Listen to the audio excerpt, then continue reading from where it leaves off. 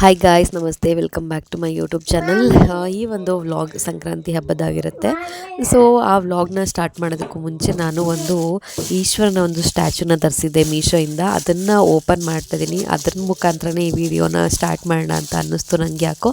ಅದಕ್ಕೋಸ್ಕರ ಅದ್ರ ಮುಖಾಂತರನೇ video start ಮಾಡ್ತಾಯಿದ್ದೀನಿ. ಇದು ಜಸ್ಟ್ ನಾನು ಕೊಟ್ಟಿರೋದು 82 ರೂಪಾಯಿ ಅಷ್ಟೇ. ತುಂಬ ಸರಿ ತುಂಬ ಚೆನ್ನಾಗಿ ಬಂದಿದೆ ಮಾತ್ರ. ನನ್ನ ಕ್ವಾಲಿಟಿ ಹೆಂಗೆ ಬರುತ್ತೆ, ಯಾಕಂದರೆ ಇಷ್ಟೊಂದು ಕಡಿಮೆ ಬೆಲೆ ಇತ್ತಲ್ಲ, ಸೊ ಕ್ವಾಲಿಟಿ ಹೇಗಿರುತ್ತೋ ಏನೋ ಅಂತ ಅಂದ್ಕೊಂಬಿಟ್ಟಿದ್ದೆ. ಕ್ವಾಲಿಟಿ ಅಂತೂ ಸಕ್ಕತ್ತಾಗಿ ಬಂದಿದೆ. ಅದ್ರ ಜೊತೆಗೆ ಕೋನ್ ಕೂಡ ಕೊಟ್ಟಿದ್ದಾರೆ ಫ್ರೀಯಾಗಿ. ನನಗೆ ಇದು ನೋಡ್ಬಿಟ್ಟು ಇದು ಯಾವ ಥರ ವರ್ಕ್ ಆಗ್ತಿದೆ ಅಂತ ಅನ್ನಿಸ್ತಿತ್ತು ಫೋಟೋದಲ್ಲಿ ನೋಡಿಬಿಟ್ಟು. ಇದನ್ನು ಮನೆಗೆ ತಂದಮೇಲೆ ಅರ್ಥ ಆಯಿತು ಹೆಂಗೆ ಇದು ವರ್ಕ್ ಆಗ್ತಿದೆ ಅಂತಂದರೆ, ಕೋನಲ್ಲಿ ಕೆಳಗಡೆ ಹೋಲ್ ಮಾಡಿದ್ದಾರೆ. ಸೊ ಆ ಹೋಲ್ ಮುಖಾಂತರ ಸ್ಮೋಕ್ ಎಲ್ಲ ಕೆಳಗಡೆಯಿಂದ ಬರ್ತಾ ಇದೆ. ಸೊ ಅದು ಎಷ್ಟು ಚೆನ್ನಾಗಿ ಅನಿಸುತ್ತೆ ಅಂದರೆ, ನಾನು ಅಂದ್ಕೊಂಡೆ ನಾನೇನಾದರೂ ಕಾರ್ ತೊಗೊಂಡ್ರೆ ಈ ಸ್ಟ್ಯಾಚುನಲ್ಲಿ ಇಟ್ಕೋಬೇಕು ಅಂತ. ಒಂಥರ ಚೆನ್ನಾಗಿ ಅನಿಸುತ್ತೆ ಅದು ನೋಡೋದಕ್ಕೆ, ಈ ಥರ ಸ್ಮೋಕ್ ಎಲ್ಲ ಬರ್ತಾ ಇದ್ದರೆ. ಸೊ ಇದು ಅದರ ನೆಕ್ಸ್ಟ್ ಡೇ ವಿಡಿಯೋ, ಸಂಕ್ರಾಂತಿ ಹಬ್ಬದ ದಿನದ್ದು. ಅವತ್ತು ಆ್ಯಕ್ಚುಲಿ ನನಗೆ ಅದ್ರ ಹಿಂದಿನ ದಿವಸದಿಂದನೂ ತುಂಬಾ ಹುಷಾರಿಲ್ಲ. ಜ್ವರ ಒಂದಿಲ್ಲ ಅಷ್ಟೇ, ಅದು ಬಿಟ್ಟು ಇನ್ನೆಲ್ಲ ಥರನೂ ಸಮಸ್ಯೆಗಳಿತ್ತವತ್ತು. ತುಂಬ ಹಿಂಸೆ ಪಟ್ಬಿಟ್ಟಿದ್ದೀನಿ. ಮನೆ ಕ್ಲೀನ್ ಮಾಡ್ಕೊಂಡಿದ್ದೆ ನಾನು ರಾತ್ರಿ 8 ಗಂಟೆ ಮೇಲೆ. ಸೊ ಹಬ್ಬ ಎಲ್ಲ ಅಂದ್ಕೊಂಡು ಚೆನ್ನಾಗಿ ಮಾಡಬೇಕು, ಹಾಗೆ ಮಾಡಬೇಕು, ಹೀಗೆ ಮಾಡಬೇಕು ಅಂತ ಅಂದ್ಕೊಂಡು ಹೆಂಗೋ ಕೈಲಾದಂಗೆ ಮಾಡಿದೆ ಅಷ್ಟೇ. ಅದಕ್ಕೆ ಎಣ್ಣೆ ಸ್ನಾನ ಮಾಡಿಸೋಣ ಪುನರ್ವಂಗೆ ಅಂತ ಅಂದ್ಬಿಟ್ಟು ಮೇಲ್ಗಡೆ ಬಿಸಿಲು ಕಾಯಿಸ್ಬಿಟ್ರೋಣ ಅದು ಸ್ವಲ್ಪ ಹೊತ್ತು ಅಂತ ಮೇಲ್ಗಡೆನೇ ಕರ್ಕೊಬಂದಿದ್ದೆ. ಹಾಗೆ ಸ್ವಲ್ಪ ಎಣ್ಣೆ ಉಳಿದಿತ್ತು ಅಂತ ನಾನು ಮುಖಕ್ಕೆ ಹಾಗೆ ಒಂಚೂರು ಎಣ್ಣೆ ಹಚ್ಕೊಂಡೆ. ನನಗಂತೂ ಸಾಕಾಗೋಗಿತ್ತು ಅವತ್ತು.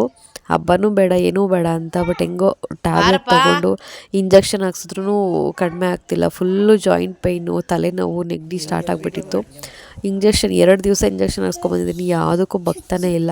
ಸೊ ಆಮೇಲೆ ಮನೇಲಿ ಯಾವುದೊಂದು ನನ್ನ ಹತ್ರ ಒಂದು ಪೇಯ್ನ್ ಕಿಲ್ಲರ್ ಇತ್ತು. ಆ ಪೇಯ್ನ್ ಕಿಲ್ಲರ್ ತೊಗೊಂಡ್ಮೇಲೆ ಒಂದು ಸ್ವಲ್ಪ ಪರವಾಗಿಲ್ಲ ಅನ್ನಿಸ್ತು. ಸೊ ಸ್ನಾನಕ್ಕೆ ಕರ್ಕೊಂಡು ಹೋಗಬೇಕಿತ್ತು ಪುನರ್ವನ್ನ. ಹಾಗಾಗಿ ಒಂದು ಅರ್ಧ ಗಂಟೆ ಎಣ್ಣೆ ಎಲ್ಲ ಚೆನ್ನಾಗಿದ್ದಾಗಲಿ ಅಂತಂದ್ಬಿಟ್ಟು ಮೇಲೇ ಆಡಿಸ್ತಿದ್ದೆ. ಮನೆ ಒಳಗೆ ಬಂದರೆ ಎಲ್ಲ ಮತ್ತೆಲ್ಲ ಗಲೀಜು ಮಾಡ್ತಾನೆ, ಕೂತ್ಕೊಂಡು ನಿಂತ್ಕೊಂಡು ಎಣ್ಣೆ ಎಲ್ಲ ಆಗುತ್ತೆ ಅಂದ್ಬಿಟ್ಟು ಮೇಲ್ಗಡೆ ಅಲ್ಲೇ ನಿಲ್ಲಿಸ್ಕೊಂಡಿದ್ದೆ.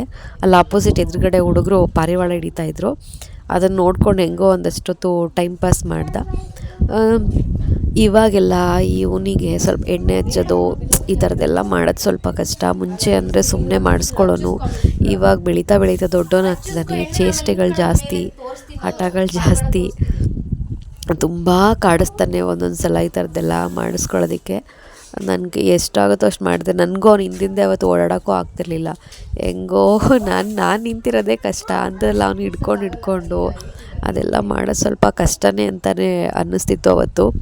ಹಂಗೆ ವಾಯ್ಸ್ ಓವರ್ ಕೊಡೋಕ್ಕೂ ವಾಯ್ಸೆಲ್ಲ ಫುಲ್ಲು ಇದಾಗ್ತಿದೆ. ಎಳ್ಳು ಬೆಲ್ಲ ಅದೆಲ್ಲ ಏನೂ ಮಾಡೋಕ್ಕೆ ಹೋಗಲಿಲ್ಲ. ಬಿಡು ತರಿಸ್ಕೊಂಡ್ರೆ ಆಯಿತು ಅಂಗಡಿನಲ್ಲಿ ಅಂತ ಅಂದ್ಕೊಂಡು ಸುಮ್ಮನೆ ಆದೆ. ಅದೆಲ್ಲ ಮಾಡ್ತೀನಿ ಅಂದರೆ ನನಗೆ ರಿಸ್ಕ್ ಆಗುತ್ತೆ.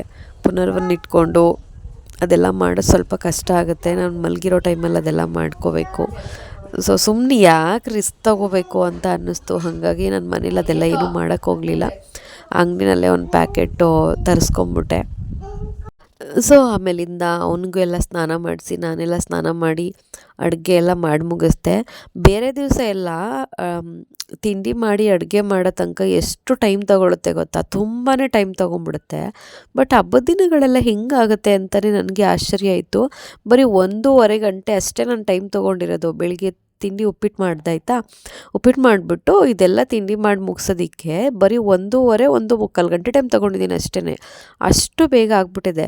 ಅದು ಇದು ಕಿಚಡಿ ಮಾಡಿ, ಸಾಂಬಾರು ಮಾಡಿ, ಪಾಯಸ ಮಾಡಿ, ಇಷ್ಟು ಆಗ್ಬಿಟ್ಟಿದೆ ಅಷ್ಟು ಬೇಗ. ನನಗೆ ಆಶ್ಚರ್ಯ ಆಯಿತು, ಇಷ್ಟು ಬೇಗ ಕೆಲಸ ಮುಗಿಸ್ಬಿಟ್ಟಿದ್ದೇನೆ ನಾನು ಅಂತ. ಸೊ ನನಗೂ ಇದು ಮಾಡಿದ್ಮೇಲೆ ಗೊತ್ತಾಯಿತು ನನಗೂ ಇದೆಲ್ಲ ಮಾಡೋಕ್ಕೆ ಬರುತ್ತೆ ಅಂತ. ಸೊ ಇದೆಲ್ಲ ಫಸ್ಟ್ ಟೈಮ್ ನಾನು ಈ ಕಿಚಡಿ ಎಲ್ಲ ಮಾಡ್ತಾಯಿರೋದು. ಇಂದು ದಿವಸನೇ ಅಮ್ಮನ ಕೇಳ್ಕೊಂಡಿದ್ದೆ ನಾನು ಹೆಂಗೆ ಮಾಡೋದು ಅಂತ, ಏನೇನು ಹಾಕಬೇಕು ಅದೆಲ್ಲ ಕೇಳ್ಕೊಂಡಿದ್ದೆ. ಆಮೇಲೆ ಮಾಡಿದೆ, ಚೆನ್ನಾಗಿ ಬಂದಿತ್ತು. ನನಗೆ ಖುಷಿಯಾಯಿತು, ನನ್ನ ಮೇಲೆ ನನಗೆ ಹೆಮ್ಮೆ ಅಂತ ಅನ್ನಿಸ್ತು. ಇದೆಲ್ಲ ಈ ಥರ ಮುದ್ದೆ ಕಟ್ಟೋಕ್ಕೂ ನಂಗೆ ಬರ್ತಿರ್ಲಿಲ್ಲ. ಆಮೇಲೆ ಬೌಲ್ ಒಳಗಡೆ ಹಾಕ್ಕೊಂಡು ಮಾಡಿದೆ. ಅದು ಬಿಸಿ ಇರಲಿಲ್ಲ, ಬಿಸಿ ಇದ್ದರೆ ಮುಟ್ಟೋಕ್ಕಾಗ್ತಿರ್ಲಿಲ್ಲ, ಅಷ್ಟು ಬಿಸಿ ಇರಲಿಲ್ಲ. ಹಾಗಾಗಿ ಮಾಡಿದೆ, ಚೆನ್ನಾಗಿ ಬಂತು, ನನಗೆ ಖುಷಿ ಅನ್ನಿಸ್ತು. ಇದೆಲ್ಲ ಮಾಡಿ ರೆಡಿ ಆಯ್ತಾಯ್ತಾ.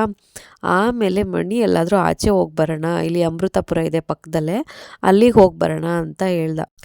ನನಗೆ ಹೋಗೋದಕ್ಕೂ ಆಗ್ತಿಲ್ಲ, ರೆಡಿ ಆಗೋಕ್ಕಾಗ್ತಿಲ್ಲ, ಹೆಂಗೋ ಕಾಟಾಚಾರಕ್ಕೆ ಅವ್ನ ಬಲವಂತಕ್ಕೆ ಹೊರಟೆ. ಸೊ ಆಮೇಲೆ ಹೊರಗಡೆ ರಂಗೋಲಿ ಎಲ್ಲ ಹಾಕಿದೆ. ನನಗೆ ಒಂಥರ ಯಾಕೋ ಚೆನ್ನಾಗಿದೆ ಅನ್ನಿಸ್ತು ಇವತ್ತು ರಂಗೋಲಿ, ನನಗೆ ಖುಷಿ ಆಯಿತು. ಎಷ್ಟು ಕಷ್ಟದಲ್ಲಿ ಹೊರಟಿದ್ದೀನಿ ಅಂದರೆ ಮನೆಯಿಂದ ಹೊರಡೋ ತನಕ ಕಷ್ಟ, ಆಮೇಲೆ ಆ ಜಾಗಕ್ಕೆ ಹೋದಾಗ ನಾರ್ಮಲ್ ಆಗಿಬಿಡ್ತೀವಿ ಹೊರಗಡೆ ಹೋದಾಗ. ಬಟ್ ಅಲ್ಲಿ ತನಕ ಎಷ್ಟು ಸ್ಟ್ರೈನ್ ಆಗಿರುತ್ತೆ ಅಂತಂದರೆ ಎಲ್ಲೂ ಹೋಗೋದು ಬೇಡ, ನನಗೆ ಎಲ್ಲ ಮುಗಿಸ್ಬಿಟ್ಟು ಅಡುಗೆ ಎಲ್ಲ ಮುಗಿಸ್ಬಿಟ್ಟು ಆರಾಮಾಗಿ ಮಲ್ಕೋಬೇಕು ಅಂತ ನಾನು ಪ್ಲ್ಯಾನ್ ಮಾಡಿಕೊಂಡೆ. ಬಟ್ ಅವನು ಹೋಗಿ ಬರೋಣ ಅಂತ ಹೇಳಿದ್ಮೇಲೆ ಸೊ ಕೈಲಾಗದೆ ಹೋದ್ರು, ಇಷ್ಟ ಇಲ್ಲದೆ ಹೋದ್ರು, ಹೆಂಗೋ ಹೊರಟ್ವಿ. ಆಮೇಲೆ ನನ್ನ ಫ್ರೆಂಡು, ಅವರು ಫ್ಯಾಮಿಲಿ, ನಾವು ಫ್ಯಾಮಿಲಿ ಇಷ್ಟು ಜನನೂ ಹೋಗಿ ಬಂದ್ವಿ. ನಾನು ಆಮೇಲೆ ಅಂದ್ಕೊಂಡೆ, ಇದು ಮೊದಲೇ ಹೇಳಿದರೆ ಅಟ್ಲೀಸ್ಟ್ ಅಡುಗೆ ಆದರೂ ಮಾಡೋದು ಕೆಲಸ ತಪ್ಪೋದು, ರಾತ್ರಿ ಒಟ್ಟಿಗೆ ಬಿಸಿ ಬಿಸಿಯಾಗಿ ಮಾಡ್ಕೊಂಡು ಊಟ ಮಾಡ್ಬೋದಿತ್ತು. ಅಡುಗೆ ಮಾಡಾದ್ಮೇಲೆ ಹೇಳ್ದೆ, ಯಾಕಂದರೆ ಇಲ್ಲೇ ಊಟ ಇತ್ತು, ಕರೆಕ್ಟಾಗಿ ನಾವು ಊಟ ಟೈಮ್ಗೆ ಇಲ್ಲಿಗೆ ಬಂದಿದ್ವಿ. ಮನೇಲೂ ಊಟ ಮಾಡಲಿಲ್ಲ, ಟೈಮ್ ಆಗುತ್ತೆ ಅಂತ ಹೊರಟ್ಬಿಟ್ವಿ. ಆಮೇಲೆ ಇಲ್ಲೇ ದೇವಸ್ಥಾನಕ್ಕೆ ಬಂದು ಇಲ್ಲೇ ಊಟ ಮಾಡಿಕೊಂಡು ಒಂದು 3 ಗಂಟೆ 3:30 ತನಕ ಏನೋ ಇದ್ವಿ ಅನಿಸುತ್ತೆ. ಚೆನ್ನಾಗಿತ್ತು, ಇನ್ನೊಂದಷ್ಟು ಕೂತಿರೋಣ ಅಂತ ಅನ್ನಿಸ್ತಿತ್ತು, ಆರಾಮಾಗಿತ್ತು. ನಾವು ಹೋದಾಗ ತುಂಬ ರಶ್ ಇತ್ತು. ಆಮೇಲೆ ಒಂದು ಸ್ವಲ್ಪ ಹೊತ್ತು ಆದಮೇಲೆ ನೋಡಿದ್ರೆ ಎಲ್ಲ ಖಾಲಿ ಖಾಲಿ, ರಶ್ಶೇ ಇರಲಿಲ್ಲ, ಜನಗಳೆಲ್ಲ ಹೊರ್ಟೋಗ್ಬಿಟ್ಟಿದ್ರು. ಅಲ್ಲೇ ಒಂದಷ್ಟೊತ್ತು ಕೂತ್ಕೊಂಡು ನಡಿಯಪ್ಪ ಹಂಗೆ ಮಾತಾಡಿಕೊಂಡು ಕೂತಿದ್ವಿ. ಅಲ್ಲಿ ಕೂತಿದಾಗ ಇನ್ನೊಂದಷ್ಟೊತ್ತು ಕೂತಿದ್ರೆ ಅಂತ ಅನ್ನಿಸ್ತಿತ್ತು.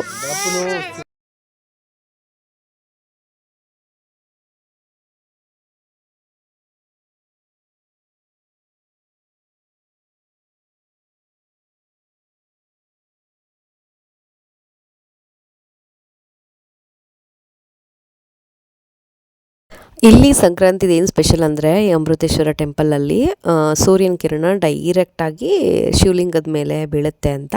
ಬಟ್ ಇವಾಗ ಬೀಳಲ್ವಂತೆ. ಅಲ್ಲಿ ತೋಟಗಳೆಲ್ಲ, ಸುತ್ತಮುತ್ತ ತೋಟಗಳೆಲ್ಲ, ಯಾವ ತೋಟ, ಅಡಿಕೆ ತೋಟ ಆಗಿರೋದ್ರಿಂದ ಇವಾಗ ಮರೆಯಾಗುತ್ತೆ, ಇವಾಗ ಬೀಳಲ್ಲ. ಮುಂಚೆ ಎಲ್ಲ ನೀರು ಕಿರಣ ಬೀಳ್ತಿತ್ತಂತೆ.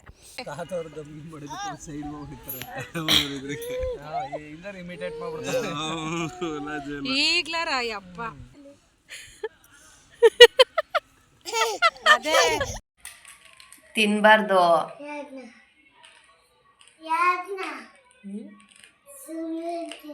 ಅವನು ಅಕ್ಕಿ ತಿಂತಿದ್ದಾನೆ, ಅವನು ಬ್ಯಾಡ್ ಬಾಯ್ ಅದಕ್ಕೆ.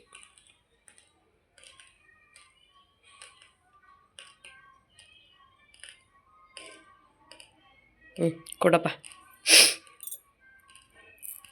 ಇಷ್ಟೊಂದು ಬಂದ್ಬಿಟ್ಟಿದೆಯಲ್ಲೋ. ಸೊ ಆಮೇಲಿಂದ ಅಮೃತಪುರದಿಂದ ಬಂದುಬಿಟ್ಟು ನನಗೂ ಫುಲ್ ಬರ್ತಾನೆ ಒಂಥರ ಫುಲ್ ಮತ್ತೆ ಪೇಯ್ನ್ ಸ್ಟಾರ್ಟ್ ಆಯಿತು. ಮಲ್ಕೊಂಬಿಟ್ಟೆ.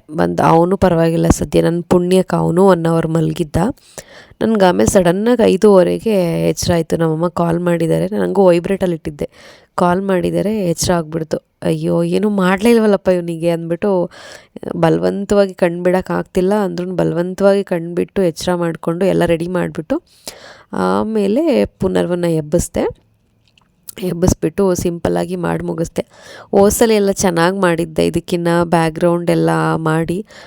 ಸೊ ಈ ಸಲ ಅದೆಲ್ಲ ನನಗೇನೋ ಮಾಡೋಕ್ಕೆ ಶಕ್ತಿ ಇರಲಿಲ್ಲ, ಮತ್ತು ಅದು ಯಾವುದೂ ಇರಲೂ ಇಲ್ಲ, ಐಟಮ್ಸ್ ಏನೂ ಇರಲೂ ಇಲ್ಲ. ಸೊ ಇದ್ದಿದ್ರಲ್ಲಿ ನನ್ನ ಕೈಲಿ ಆಗ್ತಿರ್ಲಿಲ್ಲ, ಸಿಂಪಲ್ಲಾಗಿ ಮಾಡಿ ಮುಗಿಸೋಣ. ಫಸ್ಟ್ ಇಯರು ಸೆಕೆಂಡ್ ಇಯರ್ ಎಲ್ಲ 2 ವರ್ಷದ್ದೆಲ್ಲ ಮಾಡಿದ್ದೀನಿ, ಈ ವರ್ಷ ಯಾಕೆ ಬಿಡಬೇಕು ಅಂತ ಅನಿಸಿ ನನಗೆ ಎಷ್ಟಾಗುತ್ತೋ ಅಷ್ಟು ಮಾಡಿ ಮುಗಿಸ್ದೆ. ಅವನು ಏನು ಚೇಷ್ಟೆ ಮಾಡಲಿಲ್ಲ, ಅವನು ಒಳ್ಳೆ ಆರಾಮಾಗಿ ಕೂತ್ಕೊಂಡು ಖುಷಿಯಾಗಿ ಮಾಡಿಸ್ಕೊಂಡ. ನನಗೆ ಅದಕ್ಕಿಂತ ಹೋದ ವರ್ಷದ ನನಗೆ ತುಂಬ ಇಷ್ಟ ಆಯಿತು, ಚೆನ್ನಾಗಿತ್ತು. ಎಲ್ಲ ಐಟಮ್ಸ್ ಎಲ್ಲ ಇತ್ತು ಊರಲ್ಲಿ, ಲಾಸ್ಟ್ ಟೈಮ್ ಊರಲ್ಲಿದ್ದೆ, ಹಾಗಾಗಿ ಎಲ್ಲ ಚೆನ್ನಾಗಿ ಮಾಡಿದ್ದೆ. ಹಿಂದ್ಗಡೆ ಬ್ಯಾಕ್ಗ್ರೌಂಡ್ ಎಲ್ಲ, ಇಲ್ಲಿ ಬ್ಯಾಕ್ಗ್ರೌಂಡ್ ಎಲ್ಲ ಮಾಡೋಕ್ಕೆ ಏನೂ ಇರಲಿಲ್ಲ, ಮಾಡೋಕ್ಕೆ ನನಗೆ ಆಗ್ತಾ ಇರಲಿಲ್ಲ. ಸೊ ನೆಕ್ಸ್ಟ್ ಇಯರ್ ಬೇಕಿದ್ರೆ ನೋಡ್ಕೊಳ್ಳೋಣ ಅಂತ ಅಂದ್ಬಿಟ್ಟು ಸುಮ್ಮನಾದೆ.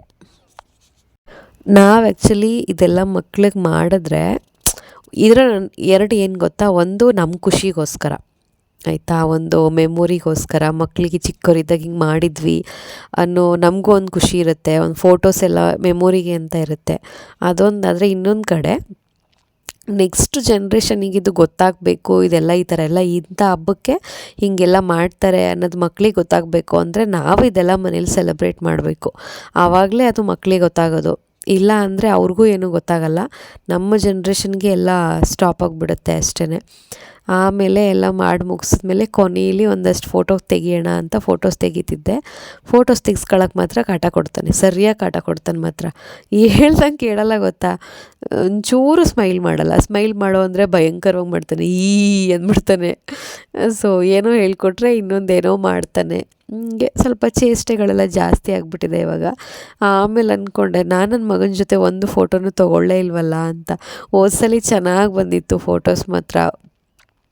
ಸೊ ಎಲ್ಲ ತೆಗ್ದಿಟ್ಟಾದ್ಮೇಲೆ ನನಗೆ ಅನ್ನಿಸ್ತು, ಒಂದು ಫೋಟೋನು ತೊಗೊಳ್ಳೇ ಇಲ್ಲ ನಾನು ಅವನ ಜೊತೆ, ಬರೀ ಅವ್ನ ಸಿಂಗಲ್ ಫೋಟೋಸ್ ಅಷ್ಟೇ ತೆಗೆದೆ ಅಂತ. ನಾನು ಅಲ್ಲಿ ಕೂತ್ಕೊಂಡು ಹೇಳ್ಕೊಡ್ತಿದ್ದೆ, ಹಂಗೆ ಕೂತ್ಕೋ ಹಿಂಗೆ ಕೂತ್ಕೋ ಅಂತ. ಒಂದು ಎಕ್ಸ್ಟ್ರಾ ಚೇಷ್ಟೆಗಳು ಸೇರಿಸಿ ಹೆಂಗೋ ಮಾಡ್ತಿದ್ದ. ಬಟ್ ನಾನು ಯಾರನ್ನೂ ಕರೆದಿರಲಿಲ್ಲ, ಸಿಂಪಲ್ಲಾಗಿ ನಾನು ಒಬ್ಬಳೇ ಅಷ್ಟೇ ಇದ್ದಿದ್ದು. ಅದು ಬಿಟ್ಟರೆ ಸುಜುಮಣಿ ಇಬ್ಬರು ಇದ್ದರು. ಸೊ ಸಿಂಪಲ್ಲಾಗಿ ಮಾಡಿ ಮುಗಿಸ್ದೆ. ಅಂತೂ ಇಂತೂ ಏನೋ ಒಟ್ಟಿನಲ್ಲಿ ಸಂಕ್ರಾಂತಿ ಹಬ್ಬ ಮುಗೀತು.